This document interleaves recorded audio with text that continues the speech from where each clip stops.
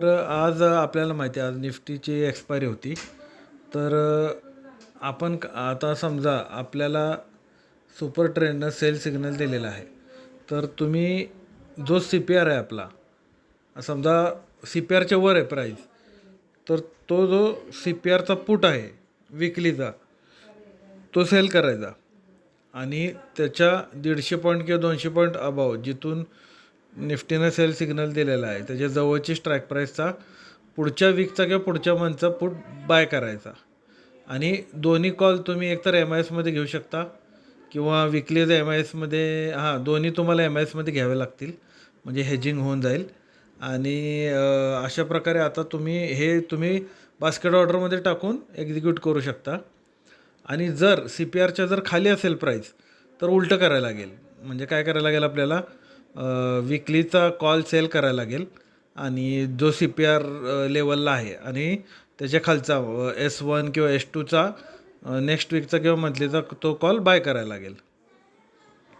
म्हणजे ज्यावेळेस तो आउट ऑफ द मनी राहील सेल केलेला कॉल, तर तो 0 होईल. तर आता आपण चार्टवर जाऊया म्हणजे आयडिया थोडी क्लिअर होईल. तर आता हा मी निफ्टीचा चार्ट ओपन केलेला आहे 5 मिनटाचा, ज्याच्यामध्ये हे बघू शकता तुम्ही की सुपर ट्रेंडने सेल सिग्नल आपल्याला दिलेला 9:55ला.